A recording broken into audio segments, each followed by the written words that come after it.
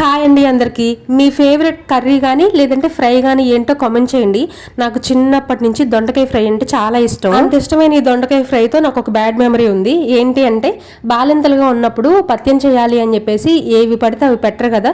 దొండకాయ ఫ్రై, పొట్లకాయ ఫ్రై, చిన్నులపాయ కారం ఇవే పెడుతూ ఉంటారు కాబట్టి పొట్లకాయ మా ఇంట్లో తినరండి. అందుకని నాకు రోజు ఈ దొండకాయ ఫ్రై పెట్టేవాళ్ళు. అలా 2 నెలలు కంటిన్యూస్గా ఈ దొండకాయ ఫ్రై తిని దొండకాయ అంటేనే విరక్తి వచ్చేసి ఒక 2-3 సంవత్సరాలు అసలు దొండకాయ జోలికే వెళ్ళలేదు. రోజు మా అమ్మతో గొడవ, అమ్మ నాకు దొండకాయ ఫ్రై తప్ప ఇంకేం పెట్టినా నేను తింటాను మా, నాకు వద్దుమా అని. అయితే దొండకాయ ఫ్రై లేదంటే చిన్నులపాయ కారం ఇవి తప్ప ఇంకోటి పెట్టేది కాదు నాకు. అదేమంటే పిల్లోడు కడుపు నొప్పి వచ్చింది, కాళ్ళు నొప్పులు వస్తాయి, జలుబు దగ్గు జ్వరాలు వస్తాయి అని సెంటిమెంట్ తో కొట్టేవాళ్ళు. ఇంకా మనకు తప్పేది కాదు తింటాం. అలా 2 నెలలు కష్టపడిన తర్వాత నాకు 3వ నెల వచ్చిన తర్వాత నాన్ వెజ్ అలవాటు చేశారు. తలకాయ చారు, చేపలు ఎగిరి పెట్టేవాళ్ళు అనమాట. ఈ విషయమే మా అమ్మకు గుర్తు చేస్తే మరి తినకూడదు అన్నప్పుడు పిల్లల కోసం తప్పదు కదా అని చెప్పేసి నవ్వుతుంది. ఇదన్నమాట దొండకాయ ఫ్రై స్టోరీ. వీడియో నచ్చితే సబ్స్క్రైబ్.